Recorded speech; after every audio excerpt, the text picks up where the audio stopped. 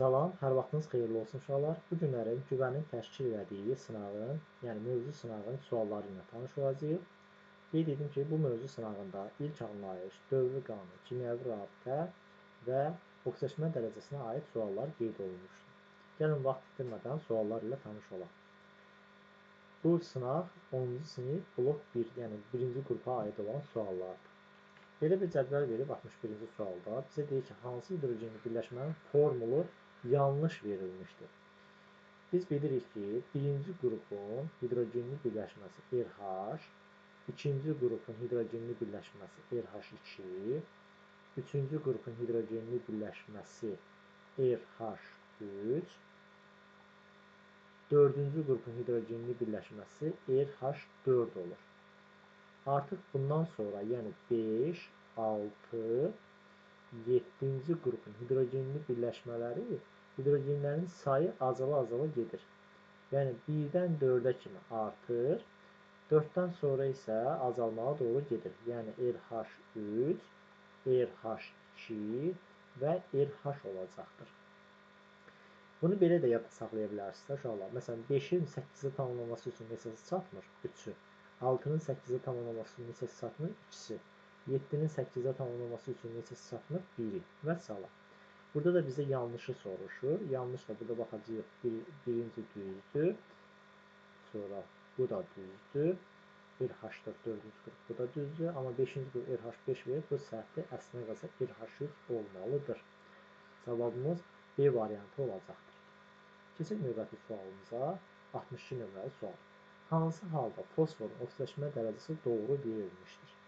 Gəlin baxaq. Oksidaşma dərəcəsinin tapılma qaydası var. Uşaqlar, mürəkkəb maddələri necə tapıldıq? Hər birinin oksidaşma dərəcəsi toplayıb sıfıra bərabər edəcək. Yəni, hidrogenin oksidaşma dərəcəsi müsbət 1, fosforu bilmirəm, x-dir, oksigen isə mənfi 2-dir. Bunları indekslərə vurub sıfıra bərabər edəcəksən. 1-i 3-ə vuranda 3, üstə gəlirsin x, mənfi 2-ni 4-ə vuranda mənfi 8, mənfi 8 bərabər olacaqdır 0-a. Buradan da x-i tapsaq, x deyiləcək müsbət 5. İndi digər birləşməni tapaq. Bu qaydada P2O3. Oksigen mənfi 2, fosforu bilmirəm, buraya yazır x. 2-ni vuracaq x-a, 2x, çıxılsın 6, bərabər 0-a. Deməli, x da bərabər olacaqdır müsbət 3-ə.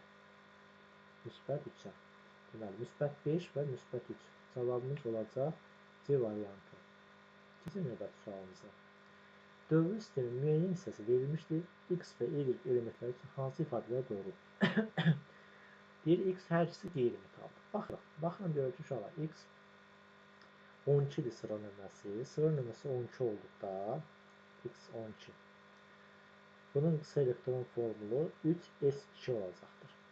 3s2, yəni ikinci qrup A qrupu elementi uşaqlar. Bu da üçüncü dövrdür. Bu üçüncü dövrdür. Bu isə ikinci dövr olacaqdır. Deməli, ikinci qrupsa x-imiz, baxıram, bura yazacaq elə ikinci qrup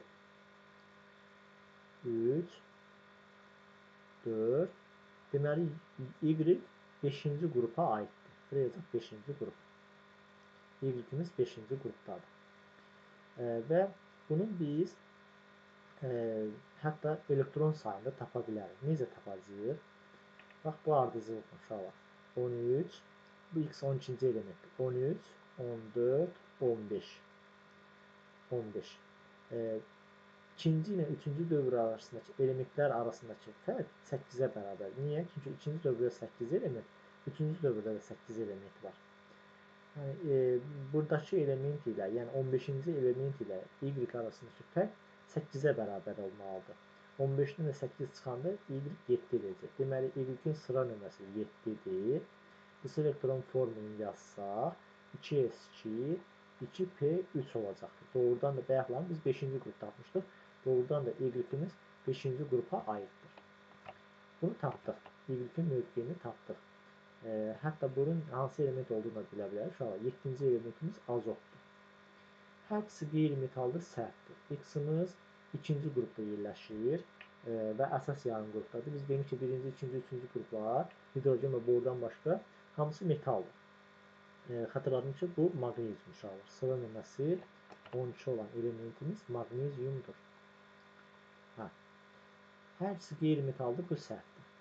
Yalnız Y qeyri-metaldır. Y-in elektron mənfi X-dan böyükdür. Bəli, soldan sağa doğru getdikcə elektron mənfi artır. Bu düzdür. X-in iyonlaşma enerjisi Y-dən böyükdür. Yadınızda qalsın, metalların iyonlaşma enerjisi qeyri-metallardan kiçik olur. Bu səhvdir. Y-in maksimum oxşlaşma dərəcəsi 5-dir. Bəli, 5-ci qrupa məxsus olduğuna görə 5-ci qrup elementlərin maksimum oxşlaşma dərəcəsi 5-ə bərabərdir. Doğru cavabımız 2 və 4 olacaqdır. 64. Bəsit maddəni bizdən soruşur. Bəsit maddə odur ki, uşaqlar, içərisində yalnız bir elementdən ibarət olsun. Məsələn üçün, hava. Hava qarışıq uşaqlar. Bir neçə maddədən təşkil olunur. Yəni, biz buna bəsit maddə kimi baxa bilmərik. Ozon kimyəvi işarəsi O3-dür. Doğru cavabımız budur uşaqlar. Gəlin o birisilərə baxaq. Neft. Bu da qarışıqdır. Bir neçə maddədən ibarətdir. Karbon qazı işarəsi CO2-dir. 2 müxtəlif qeyri-metaldan ibarətdir. Yəni, bu mürəkkəb maddədir. Suyun da kimyəvi formu H2O-dur. Bu da mürəkkəb maddədir. 2 müxtəlif qeyri-metaldan ibarətdir. Bu da səhvdir. Doğru cavabımız B-dir. İndi keçək 65-ə. Dövr daxilinin əsas yanğın elementinin valent elektronun sayının onların proton sayının asılı qrafikini müəyyən edin. Dövr daxilində deyir. Məsələn, baxın uşaqlar. Belə bir şey yazıq da. Hamısını yazmıraq. Birinci qrup, ikinci qrup, üçüncü qrup. Neyse, çox yazmıraq. 4, 5, 6, 7 belə getsin. Bu da olsun ikinci dövr. Məsəl üçün yazaq litiumu. Litiumun sıra nömrəsi 3-dür. Sonra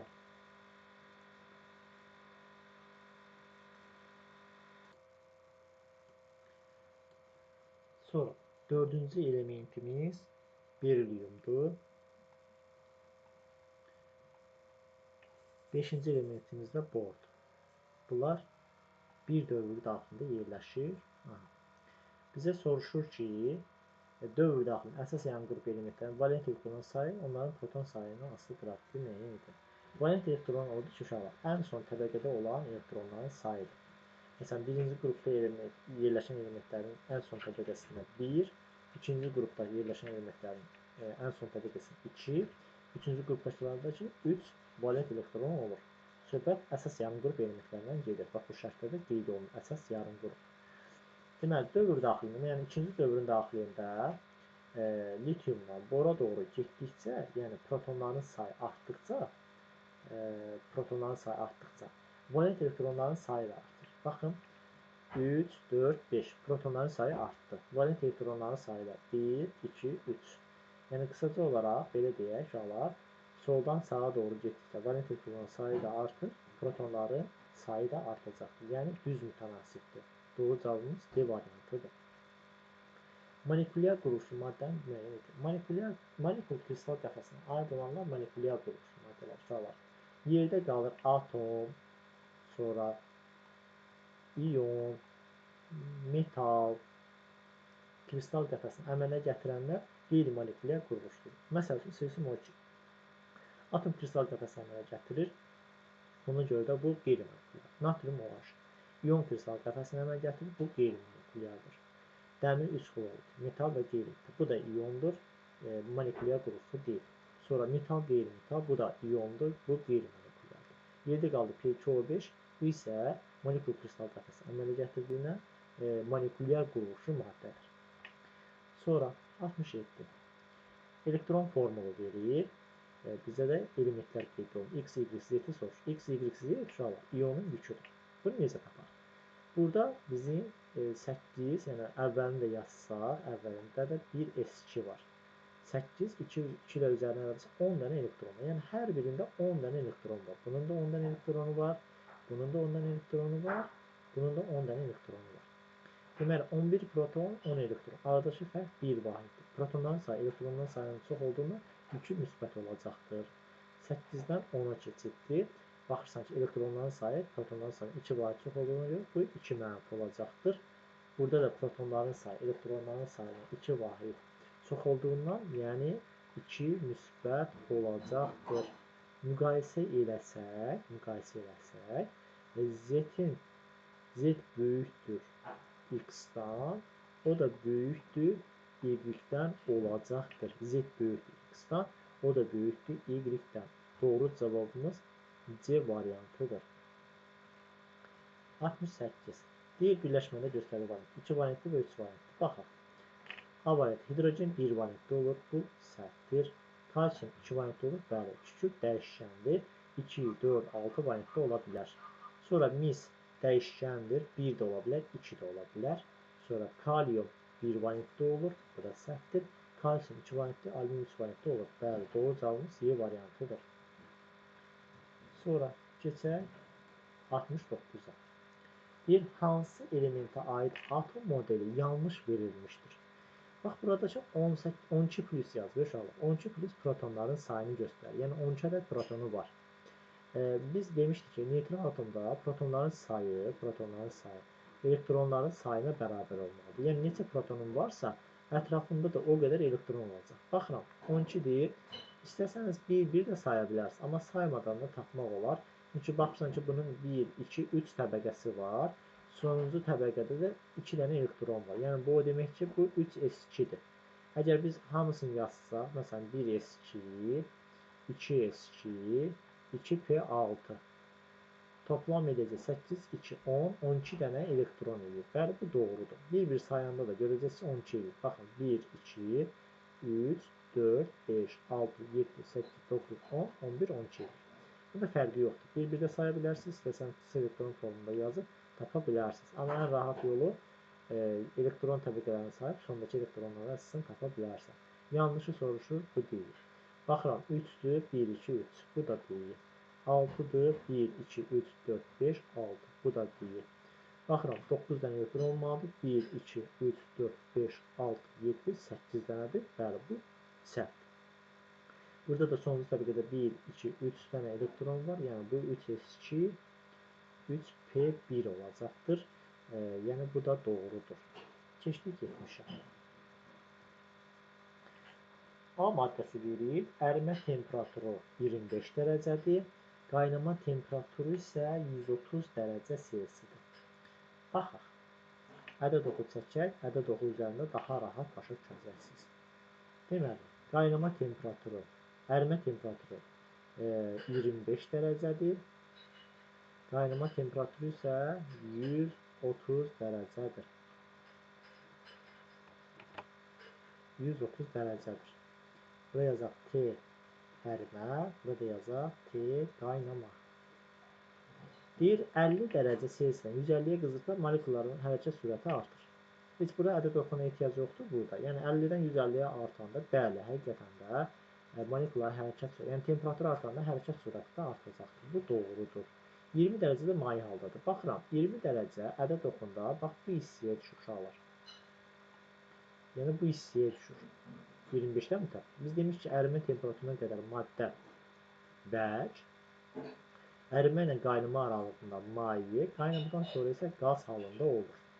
Ona görə də maye haldadır, bu səhvdir. Birinci doğru idi.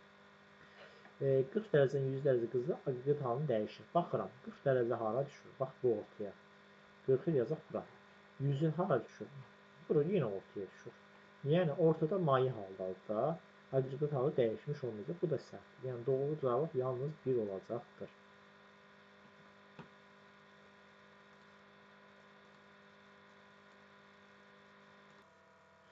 %71 nömrəli suala baxaq. Deyir, metaldır. Oksigen qeyri-metaldır. Bu getdi. Brom qeyri-metaldır. Bu getdi. Mis metaldır. Bəli. Xlorla hidrogen də qeyri-metaldır.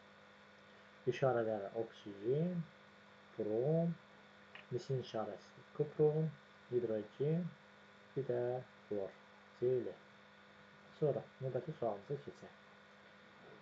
Deyir, x4 müsbətdən x mənfi 2-yə gedib. Artan, azalan və dəyişmirlər. Hansılar aiddir? Yazaq.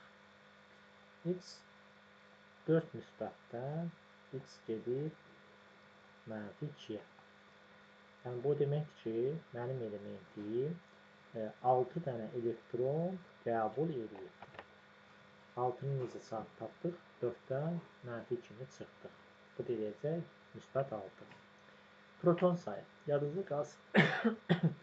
Ümumiyyətcə, element elektron alış-verişində protonların sayıdır, kütləsidir, neytron sayıdır dəyişməyəcəkdir. Bu Z-ə aid olacaqdır. Elektron sayını gəldikdə, bəli, elektron sayı artacaqdır. Çünki 6 dənə elektron qəbul edibdir. Deməli, artır olacaq 2.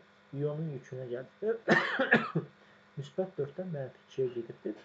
Bəli, iyonun yükü azalıbdır. Bu da 3-ə aiddir. 2, 3, 1 oldu. 2, 3, 1. Düzgün cavabımız D variantıdır. 73 nömrəli suala baxaq. Bizdən soruşur ki, verilənlərə əsasən kimyəvi xassələri müəyyən edin. Bizim maddəmiz etil spirtidir. Uşaqlar, kimyəvi xassəyə dedikdə hər hansı bir maddənin reaksiyaya girməsi və yaxud da amfitevi, metallı, reduks edici və s. bu kimi xüsusiyyətlər nəzərdə tutulur. Rəngi, iyi, dadı, aqreqat halı dedikdə isə, yəni ərimə qaynama temperaturu verilirsə, bu fiziki xassədir. Maye haldadır, aqreqat halda fiziki xassədir, bu deyil. Yanır desə, bu kimyəvi xassədir, yəni kimyəvi xüsusiyyəti nəzərdə tutulur, bu doğrudur. Xüsusi dada malikdir, dadı iyi deyilsə, bu deməli fiziki xassədir. Ərimə qaynama temperaturu qeyd olunsa, bu da fiziki xassədir. Natriumla reaksiyaya girirsə, bu kimyəvi xassədir. Xüsusi yiyə malikdir, bu da fiziki xassədir. Doğru cavabımız 2 və 5 olacaqdır. Sonra, kimyəvi element əmələ gətirir bəsit maddənin adı. Doğru deyildir. Karbon, qrafit, bəli, almaz, qrafit, karbon, külləri. Bu getdi, doğru deyildir. Oksigen, ozon, bəli, doğrudur. Ağ fosfor, ağ, qırmızı, qara, bəli, bu da doğrudur. T-də işarəsi. Almaz, qrafit, karbon işarəsi C-dir, bu da doğrudur. Florun şəkil dəyişməsi yoxdur, uşaqlar. Sonra 75 nömrəli suala baxaq. Hansı elektron formulu yanlışdır? Baxaq. NS2-4, bu doğrudur. NS1, bu da doğrudur. NS1-MP4 olmalı deyil. Yəni birinci növbədə S-də olmalıdır, sonra P-yə keçməlidir. Bu yanlışdır. 76. Aqreqat halının dəyişməsi zamanı baş verən proseslərin adları müəyyən edilir. Birinci proses buzdan mayaya, yəni bərk maddədən maye hala keçir. Bu ərimədir. Doğrudur. Ərimədir bu. Yazaq ərimə. Ərimə. Deməli, buxardan mayaya keçirsə, bu kondensasiya olacaqdır. Düzgün cavab D variantıdır. Sonra 77-yə baxaq. C3H8 molekulunun neytron sayını müəyyən edir. Neytron sayı necə müəyyən edir uşaqlar? Bunun üçün hər bir elementin neytron sayını tapmalıyıq. Və sonra indeksinə vuracaq. Yazaq C3. Ayrı-ayrı yazıram ki, sizin üçün rahat olsun. H8. H8. Deməli, karbonun 12-dən 6 çıxanda 6 dənə neytronu var uşaqlar. 3 dənə də karbon atomudur. Yazacaq 6 vurulsun 3, üstə gəlinsin. Hidrogenin də neytronu yoxdur. Birdən biri çıxanda 0 eləyir. 0-ı da 8-ə vuranda da 0 eləyəcəkdir. Bu da bərabərdir 18. Deməli, mənim birləşməmdə 18 dənə neytron var. Sonra cədvəl verib doğru ifadələr müəyyən edilir. X su qarşı eyni cinslidir. Baxıram. X-im suda həll olur, bərk haldadır. Bəli, eyni cinsli, yəni homogen qarışıqdır. Bu doğrudur. Bizə doğruları soruşur. Y su müxtəlif cinslidir. Y suda həll olur. Həll olursa müxtəlif cinsli olmalı deyil. Bu eyni cinsli. Bu səhvdir. Z və su. Süzmə üsulu ilə ayırmaq olar. Məsəl üçün, qum. Qumu suda həll edikdə, bəli, onu suda həll olmur daha doğrusu. Onu süzmə üsulu ilə ayıra bilərik. Bəli, bu doğrudur. 2 dənə cavab istəyir, 1-dən 3 doğrudur. 4-də deyir ki, X su qarşının distillərini ayırmaq olar. Baxaq, X-imiz bərk haldadır. Bərk haldadırsa, onun distillərini ayıra bilmərik. Maye halda olsa, bəli, distillərini ayıra bilərsiniz. Doğru cavabımız 1 və 3 olacaqdır. Doğrudur. Keçək növbəti sualımıza 79. Uyğunluğu müəyyən edin. Baxıram, qələm cisimdir. Xlorür tuzu maddədir, qayçı cisimdir. Cisim, maddə, cisim. Doğru cavab C variantıdır. 80. Elektron formulu verib, deyir ki, olan element hansı ifadələr doğrudur. 5-ci qrupda yerləşir. Baxıram. sonuncu təbəqədə, yəni burada 7 dənə elektron var. 2 plus 5. Deməli bu 7-ci qrup elementidir. P ilə qurtardığına görə A qrup elementidir. Bu səhvdir. Üçüncü dövrdə bəli. 3s2, 3p5 buradan tapmaq olur. Normal halda atomun P yarımçəsi cəmi 11 elektron var. Gəl baxaq uşaqlar. 1s2, 2s2, 2p6, 3s2,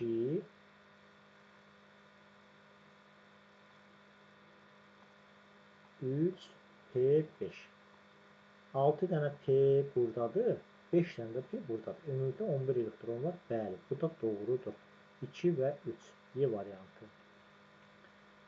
Sonra 81. Qrup üzrə xassənin dəyişməsi artanları və azalanları soruşur. Yəni, yuxarıdan aşağı doğru gəldikcə. Reduksiya edicilik, bir də uşaqlar, radius. Yəni, bunu belə yada saxlayın. R. Reduksiya edicilik və radius bir istiqamətində, yəni yuxarıdan aşağı, daha doğrusu yuxarıdan aşağıya doğru artır. Birinciyə aiddir 1 və 4. Elektromənfi iyonlaşma enerjisi isə azalacaqdır. Hansı uyğun gəldi? 1-ə 1, 4. Cavab B variantı. Atom kristal qəfəsinə malik olan ağ fosfor molekuldur. Kristalik kükürt molekuldur. Kalium klorid iyondur. Silisium 12 bəli. Silisium doğru, silisium karbiddir. Bax, bunlar atom kristal qəfəsinə aiddir. H2S molekuldur, bu da səhvdir. Sonra molekulda kovalent rabitə olan maddələr müəyyən edin. Natrium klor. Natrium və klor arasında metal və qeyri-metal olan bu iyondur. H-fluor, qeyri-metal, qeyri-metal. Bəli, bu kovalentdir. Bu olur. Metal, qeyri-metal. Bu iyondur. Qeyri-metal, qeyri-metal. Bəli, bu da kovalentdir. 2 və 4 olacaqdır. Sonra 3D yarım səviyyəsində elektronların sayı qeyd olunub. Neutron sayı nisbi atom kütləsini bizdən soruşur. Gəlin qısa elektron formumuzu, daha doğrusu ümumi elektron formumuzu qeyd edək. 1s2, 2s2, 2p6, 3s2, 3s2, 3p6, 3d6 yazacağıq. 3d6-dan da sonra 4s2 də gəlir. Yəni s də olub, sonra d-yə keçir. Deməli, mənim elementimin ümumi olaraq 26 dənə elektronu var. Yazaq.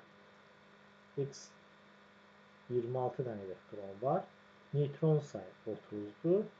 Kütləsi isə bunların cəmi, yəni 56-ya bərabər olacaqdır. X-ımız 56-dır. Sonra növbəti sualımıza keçək.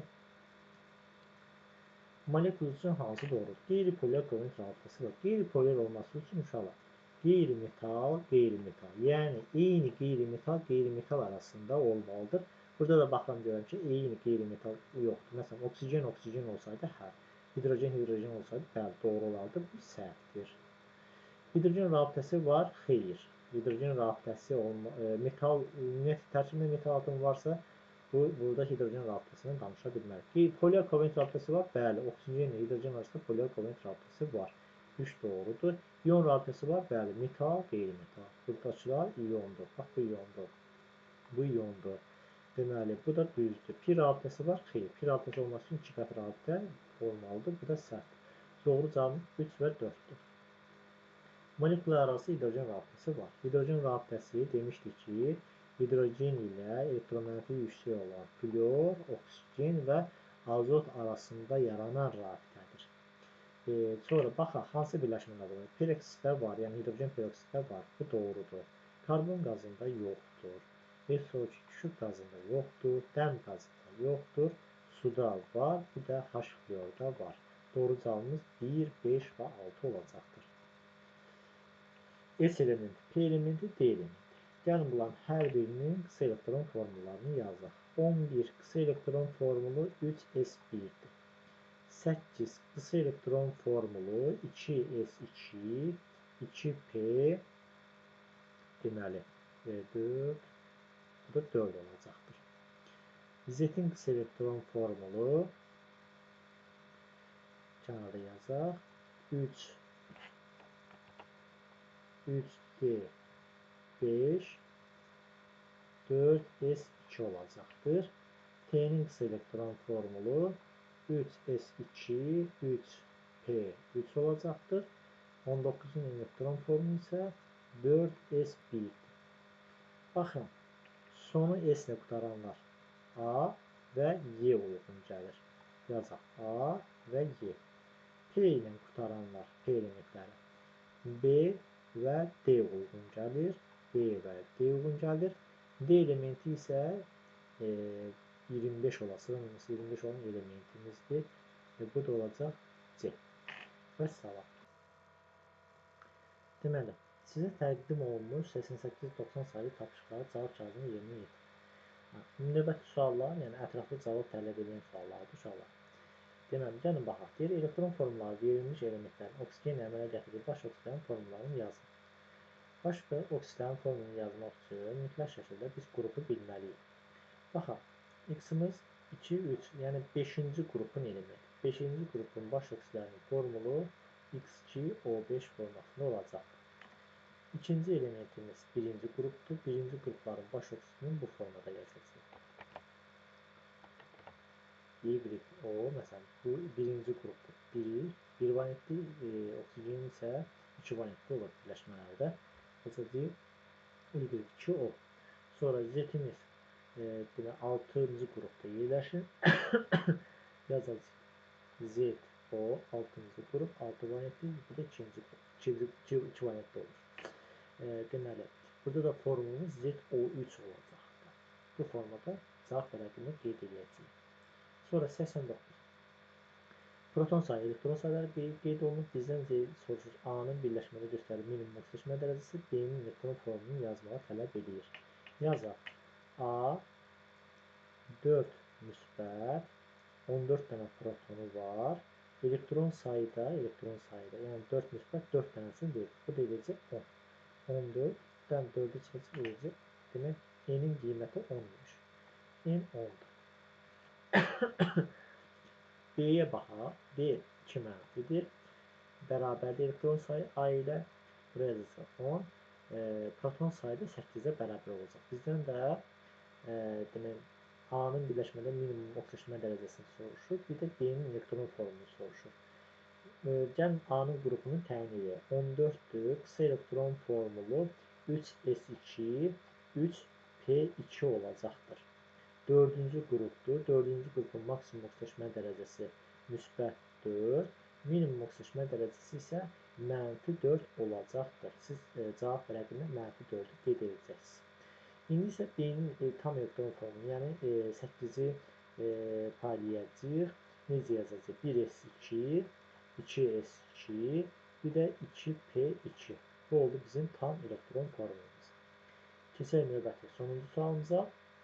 Maddənin molekuluna aid olan verilənləri hesablayın. Pi rabitələrin sayı. Pi rabitələr uşaqlar 2 qat rabitə isə onlardan biri sigma, biri pidir. 3 qat rabitə isə biri sigma, ikisi pi olacaqdır. Pi rabitənin biri burada, yəni bu birləşmədədir. Biri buradadır. İkisi isə burada qeyd olunur. 3 qat rabitənin ikisi pidir, biri sigmadır. Olacaq 3 dənə pi rabitə. Sigma rabitələrin sayı. Burada sigma rabitəni karbon, eyni zamanda karbon-hidrojen arasındakı rabitədir uşaqlar. Karbon-hidrojen arasındakı rabitə, ikisi burada, biri burada, üçü də burada. Yazaq, karbon-hidrojen arası 2, üstə gəlmişsin 1, üstə gəlmişsin 3. Toplam ilə də 6 karbon-hidrojen. Karbon arasındakı rabitə isə, baxıram, bayaq 2 qat rabitə dedik ki, biri sigma, biri pidir. Bir dənə sigma bax buradadır. Biri burada 2, bir də burada 3, bir də burada 4 olacaqdır. Karbon isə 4 dənədir. Sadə dildə desək, təkqat rabitələrin sayı. 4 dənə karbon, 6 dənə karbon-hidrojen toplam edəcək 10'dur. Qeyri-polyar kovalent rabitələrin sayına gəldikdə. Qeyri-polyar olur ki, uşaqlar. Yəni 2 dənə eyni qeyri-metal arasındakı olan rabitə. Burada bax bizə demir ha, sigma və yaxud da pi. Sadəcə qeyri-polyarın sayını soruşur. Qeyri-polyarın sayında sigma pini nəzərə almayacaq. Elə karbon-karbon arasında 2 qat rabitəsi, deməli 2 dənə qeyri-polyar rabitə var. Burada karbon-karbon arasında ikisi buradadır. Biri burada, 3 dənə karbon arasında rabitə var. 3'ü burada, biri də buradadır. Yəni aşağıya yuxarıdır.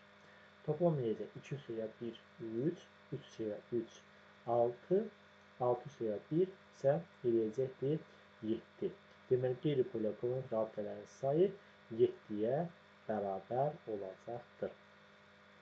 Bugünlük bu qədər. İnşallah sizin üçün bu izahlar faydalı olar. Hələlik sağ olun.